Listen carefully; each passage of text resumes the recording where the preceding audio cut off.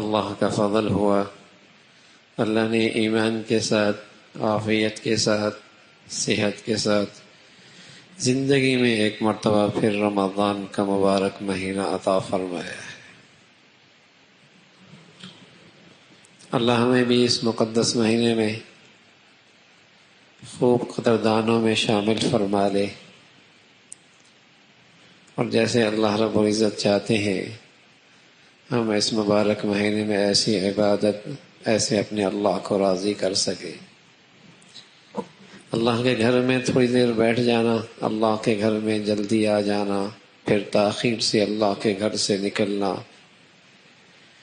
تو کم از کم مسلمان اس مبارک مہینے کے اندر تو اس کا اہتمام کرتی ہی ہیں۔ پھر اللہ کا فضل ہے، اتنی آسانی فرما دی ہے، اتنی سہولت، فراوانی، خوشحالی، سکون، اتنی نعمتیں اللہ کی، تو اللہ کا شکر ہو کہ اللہ رب العزت نے یہ دولت عطا فرمائی ہے۔ الحمدللہ آج ہماری تلاوت کا آغاز پہلے پارے سے ہوا، سورہ فاتحہ جو سارے قرآن کی بنیاد، اساس ہے۔ سارے قرآن میں جو کچھ اللہ نے تذکرہ فرمایا ہے اس کا اختصار کے ساتھ خلاصہ سورہ فاتحہ میں ہے۔ اللہ کی توحید، رسالت، قیامت، ماننے والوں کی فلاح اور کامیابی کا تذکرہ اور نہ ماننے والوں کی ناکامی اور ذلت کا تذکرہ ہے۔ سارے قرآن میں تقریباً یہی 5 چیزوں کا تذکرہ بقدر تفصیل کے ساتھ ہے۔ پھر سورہ فاتحہ کا خلاصہ بسم اللہ میں، اور بسم اللہ کا خلاصہ لفظ با میں، با کے معنی آتے ہیں ملانا، تو سارے قرآن کا مقصد ہے، قرآن کا مقصد ہے لوگوں کو اللہ سے ملانا، لوگوں کو اللہ سے ملانا۔ مشہور مفسر گزرے ہیں احمد علی لاہوری رحمۃ اللہ علیہ فرمایا کرتے تھے، کوئی مجھ سے قرآن کا خلاصہ پوچھنا چاہے اور میں اسٹیشن پہ ایک پاؤں میرا گاڑی میں ایک اسٹاپ پر ہو اور مجھ سے کہے خلاصہ قرآن کا بتاؤ، تو میں اسے بتا سکتا ہوں گاڑی چلنے سے پہلے کہ قرآن کا خلاصہ ہے اللہ کو عبادت سے راضی کرو، رسول کو اطاعت سے راضی کرو، اور اللہ کی مخلوق کو اس کی خدمت سے راضی کرو۔ سارا قرآن یہ ہے، اللہ کی عبادت، رسول اللہ کی اطاعت اور اللہ کے بندوں کی خدمت، یہی سارا قرآن کا خلاصہ ہے۔ پھر سورہ بقرہ ہے۔ بقرہ چونکہ ایک واقعہ اس میں مذکور ہے جس میں گائے کا تذکرہ ہے، تو اسی نسبت سے سورت کا نام بقرہ ہے۔ انسان 3 مختلف حصوں میں تقسیم ہے، کچھ اہل ایمان، کوئی کفر کی زندگی اختیار کرنے والے، کچھ منافق۔ ایمان والوں کی چند بنیادی امتیازی خوبیاں ہیں۔ ایمان والا بن دیکھے غیب پر ایمان رکھتا ہے، قبر نہیں دیکھی، حشر نہیں دیکھا، جنت نہیں دیکھی، جہنم نہیں دیکھی، فرشتے نہیں دیکھے، اللہ نہ دیکھا، لیکن ایمان رکھتا ہے، یقین رکھتا ہے۔ یہ ایک خوبی ہے ایمان والوں کی بنیادی۔ دوسری ہے نماز کا اہتمام کرتے ہیں، اور تیسری ہے زکوٰۃ کو ادا کرتے ہیں، اور چوتھا یہ ہے کہ وہ تمام آسمانی کتابوں پر جو وقت کے نبیوں پر آئیں ان سب پر ایمان لاتے ہیں، اور پانچواں یہ ہے کہ وہ آخرت پہ یقین رکھتے ہیں۔ یہ بنیادی ایمان والوں کی خوبیاں ہیں۔ اور پھر اللہ نے فرمایا ایسے لوگ کامیاب ہیں۔ کفار کا تذکرہ 2 آیتوں میں اور منافقین کا تذکرہ کئی ساری آیتوں میں، کہ منافق جھوٹا ہوتا ہے، عہد شکنی کرتا ہے، مکر و فریب کرتا ہے، خائن ہوا کرتا ہے، اور اہل دین کا مذاق کرتا ہے، اپنے آپ کو نادان ہونے کے باوجود عقل مند سمجھتا ہے، اور اہل دین کو باوجود ہے کہ وہ صاحب بصیرت ہوتے ہیں یہ انہیں نادانی کا طعنہ دیتا ہے۔ یہ منافق کی علامات ہیں۔ ان منافقین کی علامات کا تذکرہ کر کے ایمان والوں کو خبردار کیا کہ تم اپنے دامن کو ان گندگیوں سے صاف رکھنا، ان گندگیوں سے اپنے آپ کو دور رکھنا۔ پھر سارے انسانوں سے کہا ایک اللہ کی عبادت کرو۔ قرآن کی حقانیت کا، عظمت کا تذکرہ ہے۔ یہ اللہ کی کتاب ہے۔ اگرچہ اہل عرب اپنی فصاحت اور بلاغت میں اپنی مثال نہیں رکھتے تھے، لیکن قرآن انہیں چیلنج کرتا ہے، لاؤ تو صحیح کوئی ایسا، کوئی ایک صورت ہی لے آؤ۔ وہ لمحوں میں اشعار بنا لیا کرتے تھے، سینکڑوں اشعار پیش کر دیا کرتے تھے۔ اپنے مقابل ساری دنیا کو وہ عجم گنگا کہا کرتے تھے۔ انہیں اپنی فصاحت اور بلاغت پر ایسا ناز تھا۔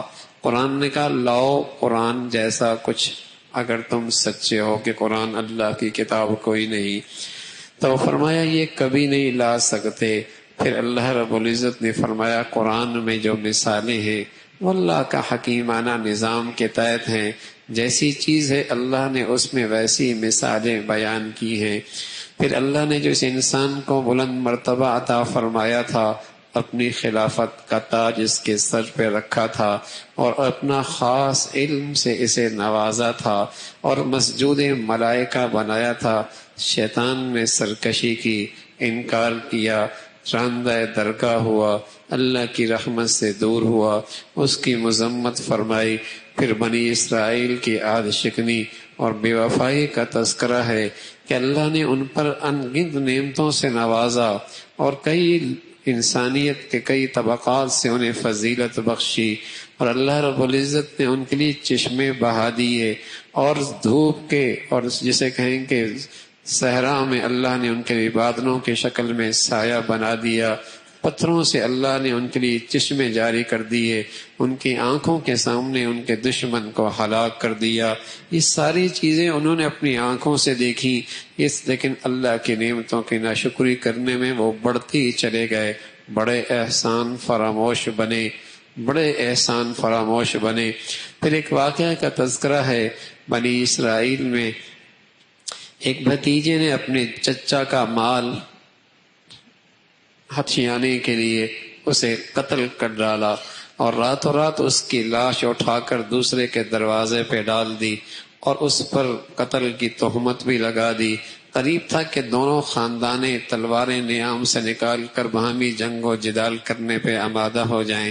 اللہ نے موسیٰ علیہ السلام کو وحی بھیجی کہ قاتل وہ نہیں جسے کہا جا رہا، قاتل کوئی اور ہے۔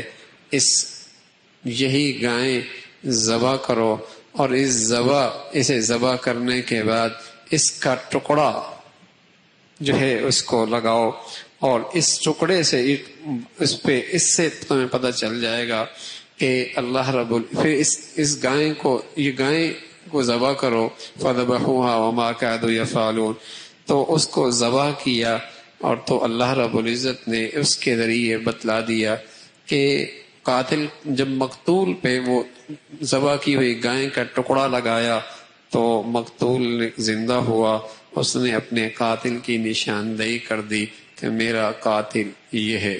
ایک طرف تو اللہ رب العزت نے اس غیر معمولی انداز میں دنیا کو دکھایا کہ وہ کس طریقے سے مردوں کو زندہ کر سکتا ہے، یہ عقیدے کے سبق بھی دے دیا۔ دوسرا وہاں بنی اسرائیل چونکہ مصریوں کے ساتھ ایک عرصے تک رہتے رہے، ان کے دلوں میں گائیں کی عقیدت اور محبت بھی بیٹھ چکی تھی، تو ان کو ذبح کر کے اس عقیدے کی نفی بھی کی گئی، اس کا تذکرہ فرمایا۔ پھر احسان فراموشی کا تذکرہ کثرت سے کہ کس طریقے سے بنی اسرائیل اللہ کی نافرمانی پر آمادہ اور کمر بستہ ہوئی، اور بار بار انہوں نے عہد شکنی کی، باوجود ہے کہ اللہ سے عہد کرتے تھے لیکن اسے توڑ دیا کرتے تھے۔ پھر اللہ رب العزت نے یہود و نصارہ کا تذکرہ فرمایا، باوجود ہے کہ عہد شکنی کرنے والے، اللہ کی نعمتوں کا احسان فراموشی کرنے والے، اور باوجود ہے کہ اللہ کی نافرمانی پہ آگے سے ایک دوسرے سے سبقت لینے والے، لیکن مطمئن کہ جنت کا حق ہمارا ہی ہے۔ یہ یہودیوں کا دعویٰ بھی تھا، نصرانی بھی یہ کہا کرتے تھے کہ ہمارے سوا جنت میں کسی نے کوئی نہیں جانا. تو اللہ رب العزت نے فرمایا جنت کا مستحق وہ ہے جو ایمان کے بعد ایمان کی زندگی اختیار کرے، جنت اس کے لیے ہے.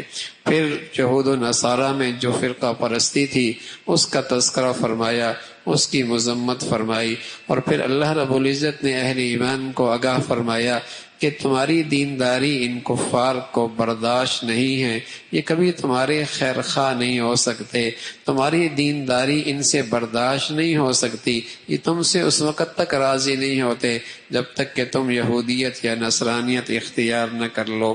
پھر اللہ رب العزت نے انسانیت میں سب سے شاندار مثال حضرت ابراہیم علیہ السلام کا تذکرہ فرمایا کہ بار بار وہ آزمائش میں گھرے، لیکن ہر گھڑی اور ہر آزمائش کے گھڑی میں انہوں نے اپنے اللہ کے امتحان کو پاس کیا. اللہ رب العزت نے انعام کے طور پہ ساری انسانیت کا انہیں امام بنا دیا. پھر انہی کی دعاؤں کا نتیجہ ہے کہ محمد الرسول اللہ اس دنیا میں آئے اور آپ کی بعثت کا مقاصد کا تذکرہ فرمایا کہ دنیا میں آپ نے لوگوں کو قرآن کے الفاظ بھی سکھائے، قرآن کے معنی اور مفہوم بھی سکھائے، اپنے ان کے دلوں کا تزکیہ بھی فرمایا اور انہیں زندگی کا دستور بھی سکھایا، اس کا تذکرہ فرمایا. اور فرمایا کہ جو آپ سے اعراض کرتا ہے، ملت ابراہیمی سے اعراض کرتا ہے، وہ حقیقت میں نافرمان اور اس کا ابراہیم علیہ السلام سے کوئی تعلق نہیں ہے. پھر محض اپنے آباء و اجداد سے نسبت کر لینا کافی نہیں ہے، اس لیے کہ ان کی نیکیاں ان کے ساتھ چلی گئیں اور تمہاری بدعمالیوں کا سلسلہ تمہارے ساتھ ہے، اس کا تذکرہ فرمایا.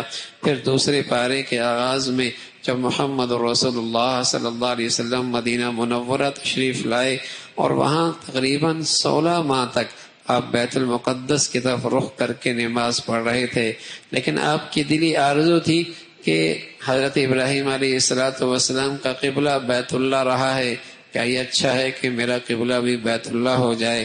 اور کبھی اسی امید سے آسمان کی طرف دیکھتے کہ کب پیغام آتا ہے اور کب فرشتہ آ کے یہ خوشخبری سناتا ہے، اس کا تذکرہ فرمایا. اور پھر جب قبلے کی تبدیل ہوا تو پھر یہودیوں کا پروپیگنڈا کہ یہ کیا بات ہے کہ پہلے صحیح قبلہ تھا، یہ اب کا قبلہ صحیح ہے، اور جو اس قبلے سے پہلے دنیا سے جا چکے ان کی نمازوں کا کیا ہوگا. تو اللہ رب العزت نے اس کا جواب دیا، پہلے وہی قبلہ تھا، اللہ کا حکم اس کے ساتھ تھا، اب یہ قبلہ ہے اس لیے کہ اللہ کا حکم اس کے ساتھ ہے، اور مرنے والوں کی نمازیں اللہ نہیں ضائع کرتا اس لیے کہ انہوں نے اللہ کے حکم کی تعمیل فرمائی ہے، اس کا تذکرہ فرمایا. پھر اللہ نے اہل ایمان سے فرمایا کہ مشکل کے ہر گھڑی میں صبر اور نماز سے مدد لو، اور کسی مصیبت کی گھڑی میں گر جاؤ تو یہ سمجھو کہ اس کے ذریعے اللہ تمہاری آزمائش کرتا ہے. صبر کرنے والوں کے ساتھ اللہ کی خاص مدد اور نصرت ہے، اور ہر چیز چونکہ اللہ کی طرف سے ہے اور اللہ کی طرف لوٹ کے جانے والی ہے، ایمان والا صبر کی اس امید کے ساتھ کہ اللہ وہاں اس کا بدلہ عطا فرما دیں گے، اس کا تذکرہ فرمایا. پھر صفا اور مروہ زمانہ شرک میں ان پر مورتیاں رکھی جاتی تھیں، بت رکھے جاتے تھے. اہل ایمان جب صفا اور مروہ کے درمیان سعی کرتے تو انہیں خیال ان بتوں کا آتا کہیں ایسا نہ ہو کہ ان کی تعظیم ہو جائے. تو اللہ رب العزت نے فرمانے نہیں، کوئی حرج نہیں، صفا و مروہ یہ اللہ کے شعائر میں سے ہے، اس کا تذکرہ فرمایا. پھر اللہ کی توحید اور وحدانیت کا تذکرہ ہے کہ زمین و آسمان کی تخلیق پیدا کرنے والا اکیلا اللہ ہے، اور زمین و آسمان کے سارے نظام میں اللہ کی وحدانیت کی بہت ساری نشانیاں ہیں، اس کا تذکرہ فرمایا. اور فرمایا کہ شیطان ہے یہ تمہیں گندگی کی طرف بلاتا ہے، برائی کی تعلیم دیتا ہے، اس سے کنارہ کشی اختیار کرنا. اور پھر اللہ رب العزت نے اہل ایمان سے کہا کہ حرام چیزیں انسان اپنے اختیار سے نہیں کر سکتا، اللہ کی طرف سے حرام کردہ چیزیں خنزیر ہے، غیر اللہ کے نام پہ نظر ہے، اور بہنے والا خون ہے، اس کا تذکرہ فرمایا. اور پھر فرمایا کہ یہ بنی اسرائیل والے حق کو چھپایا کرتے تھے، اور چھپانے کے غرض دنیا کے مفادات تھے کہ دنیا کی مفادات کی خاطر حق کو چھپا دیا کرتے تھے، ان کے لیے دردناک عذاب کا تذکرہ ہے۔ اور یوں یہ پہلا سپارہ اور اس کے ایک پاؤں کی قدرے مختصر تذکرہ آ گیا۔ اللہ عمل کی توفیق نصیب فرما دے۔